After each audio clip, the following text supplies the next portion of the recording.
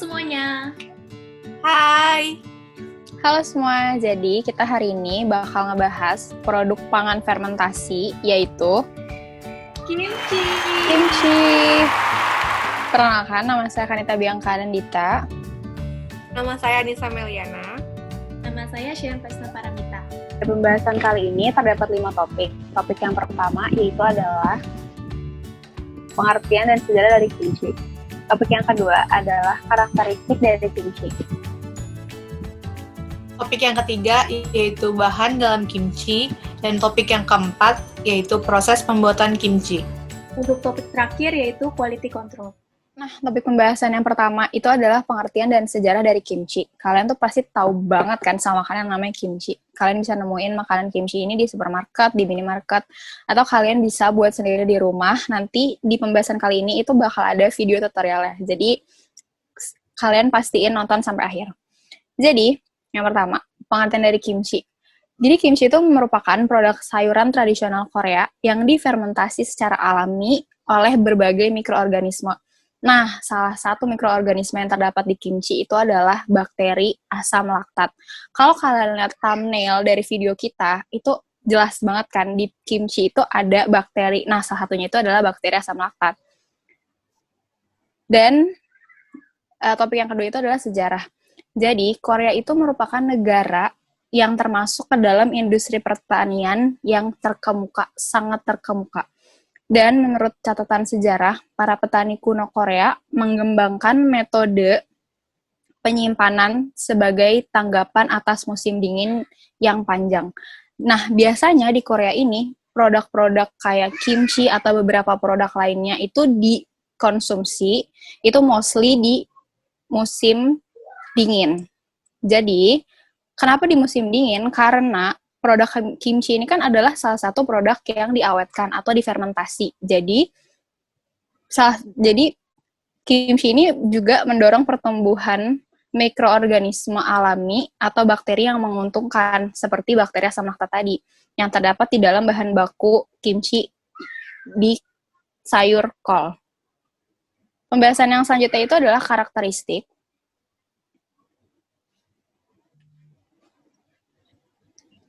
Seperti yang udah aku sebutin sebelumnya, bakteri yang terdapat di dalam produk fermentasi kimchi itu adalah bakteri asam laktat. Nah, kalian bisa lihat itu nama-nama bakteri asam laktat yang terlibat di dalam proses fermentasi dari kimchi. Jadi, bakteri-bakterinya ini tuh punya fungsinya masing-masing, kayak bakteri Leucit itu untuk peningkatan fungsionalitas. Kalau bakteri agak susah ya namanya. Leumesenteroids itu adalah untuk penghambatan pertumbuhan jamur pembentukan film. Kalian bisa lihat di layar untuk lebih jelasnya, atau kalian bisa nanti langsung searching aja di beberapa literatur yang kita pakai. Jadi kimchi itu sendiri tuh punya banyak jenis. Ada kimchi sawi, kimchi lobak, dan lain-lain. Nah, yang sekarang pengen dikasih tahu nih bahan-bahannya, yaitu adalah kimchi sawi. Yang pertama, ada sawi itu sendiri, sawi putih. Lalu ada tepung beras, ada gula, air, terus ada bawang putih, jahe, bawang bombay, minyak ikan atau saus ikan, terus ada gochugaru juga, itu adalah bubuk cabai Korea, sama ada 2 daun bawang. Ini dia videonya, silakan ditonton. Aku dari kelompok kimchi, sekarang pengen beli bahan-bahannya. Ya.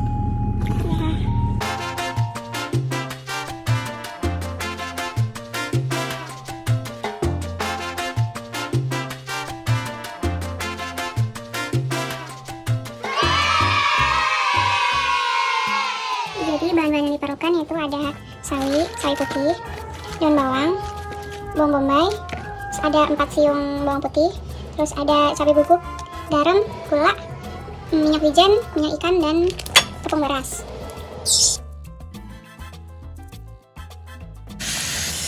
Lalu cuci bersih sawinya.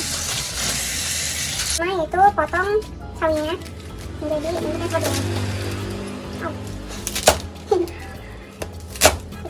Lalu step selanjutnya itu kita masuk ke kasih garam ke sawinya. Ini untuk fermentasinya. Aku bakal balurin ke semua sawinya, tapi di video bakal aku tabur aja ya, soalnya susah.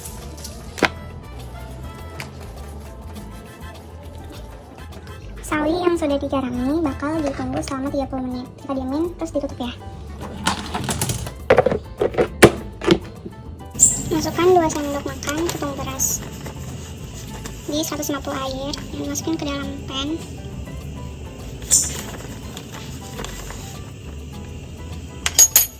Lalu diaduk. Ini jangan di api dulu ya, biar dia enggak menggumpal. Jadi kita aduk dulu kayak gini.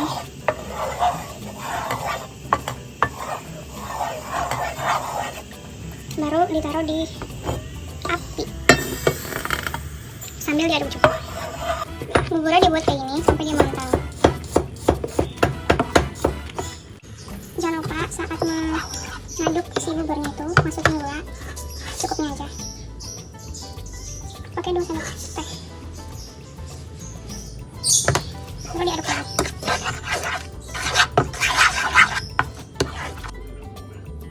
Masukkan bawang bombay, bawang dan jahe yang tadi sudah diiris,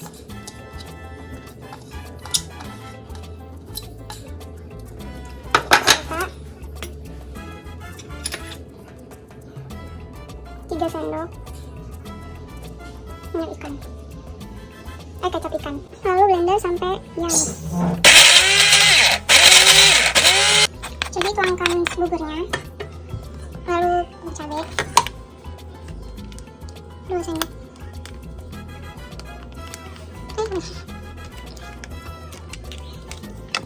pasta yang tadi udah kita blender,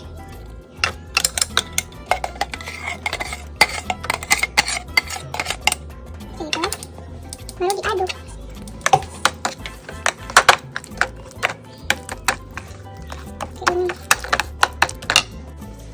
Ditunggu sampai 30 menit, si sawinya gak bakal letoy kayak gini. Dan kalau dia diginiin tuh gak bakal patah, tapi dia udah. Habis itu kita cuci si sawi sampai bersih biar gak asin. Terus sawinya udah gak ada garam lagi, biar dia gak asin. Habis itu tinggal kita oles-olesin si bubur yang tadi kita buat, bubur yang tadi kita buat ke dalam sawinya. Jadi kita balurin si sawinya sama bumbu yang tadi kita buat. Ini semuanya balurin, kalau bisa pakai tangan aja. Semuanya ya.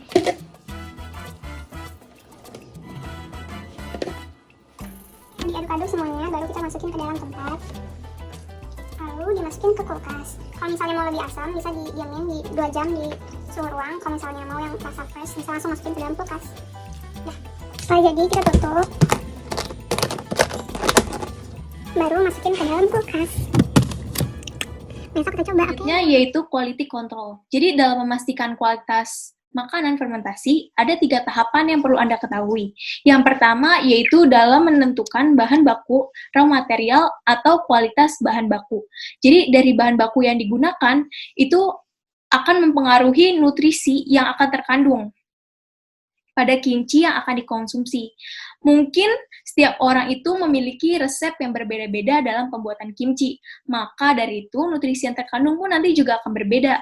Seperti contoh di video kimchi sebelumnya, bahan baku yang digunakan yaitu ada sawi putih sebagai bahan baku utama, ditambah dengan tepung beras, garam, bubuk cabai, gula, bawang bombay, bawang putih, daun bawang, minyak ikan, dan minyak wijen.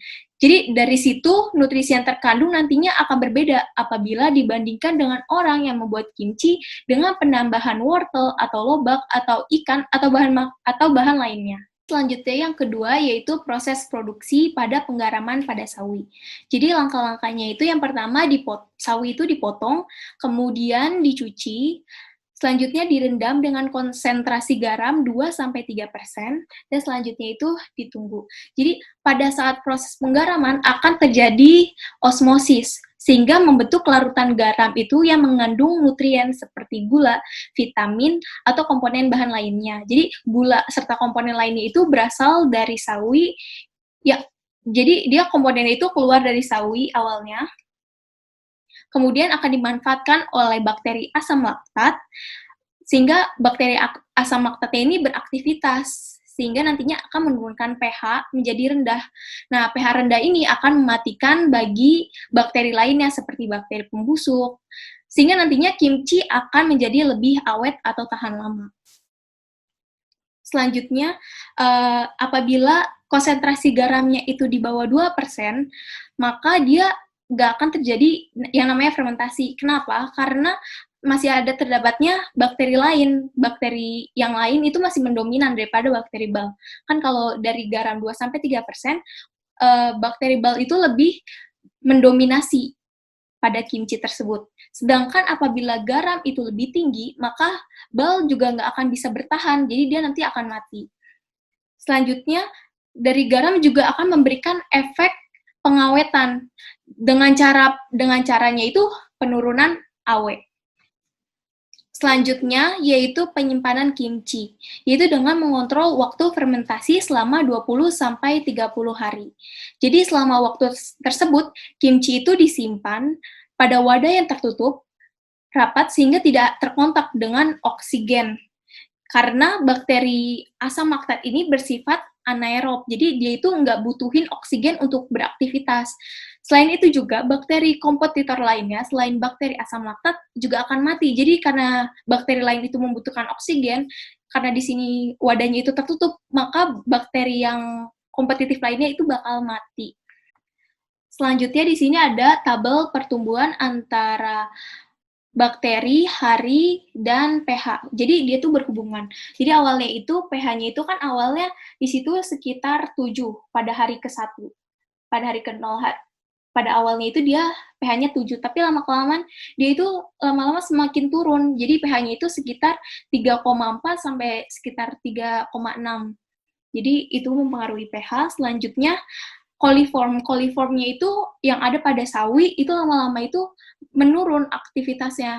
Jadi lama-lama dia bakal mati karena terjadi perubahan pH tersebut. Selain itu bakteri yang digunakan yaitu ada Leuconostoc mesenteroides. Jadi dia itu awalnya dia tuh tumbuh. Awalnya 10⁻⁵, kemudian makin banyak jadi 10⁻⁸, dan kemudian nanti ujung-ujungnya dia tuh menurun karena dia itu juga nggak kuat asam, dan kemudian digantikan oleh bakteri asam laktat lainnya yaitu Lactobacillus brevis. Jadi nanti dia bekerja lanjut apabila pada sekitar hari ke-26 dia juga akan mati dan kemudian akan digantikan oleh bakteri asam laktat lainnya yaitu Lactobacillus plantarum. Sehingga nanti pada sekitar hari ke-30 maka masih terdapatnya Lactobacillus plantarum tersebut. Yang terbentuk selama 20-30 hari penyimpanan akan menimbulkan sebuah gas. Sebuah gas yang terdapat di antara tumpukan kimchi. Jadi apabila kalian menekan kimchi tersebut, maka gelembung-gelembung itu bakal naik ke atas permukaan. Hal inilah yang menunjukkan hasil kerja dari metabolit dari bakteri tersebut. Oke, mungkin ada beberapa dari kalian yang masih gak percaya atau nggak bingung gitu. Emang kimchi itu ada bakterinya. Semoga materi yang telah saya sampaikan itu terjawab ya untuk menjawab pertanyaan tersebut. Walaupun kita itu nggak bisa lihat bakteri dengan mata secara langsung tanpa alat bantu. Tapi setidaknya sekarang kita udah tahu kan, kimchi yang kita makan adalah hasil dari bantuan bakteri, khususnya bakteri yang baik. Selanjutnya, yang ketiga, yaitu hasil produk. Jadi, dengan kita mengontrol suhu, dapat memperpanjang waktu simpan dari kimchi tersebut. Jadi, dengan kata lain, kondisi penyimpanan kimchi yang sudah jadi akan mempengaruhi umur simpannya. Fermentasi kimchi yang mengandung bakteri tersebut bisa dihentikan loh. Nah, dalam mempertahankan kualitasnya, yaitu dengan cara pendinginan. Sekian pembahasan kimchi dari kami. Jika ada yang ingin kalian ketahui lebih detail dan secara spesifik, kalian bisa melihat jurnal-jurnal yang kita pakai sebagai referensi. Ya. Kalau kalian merasa video yang kita buat itu bermanfaat, jangan lupa untuk komen, Jangan lupa untuk di-like. Dan di-share. Thank you for watching.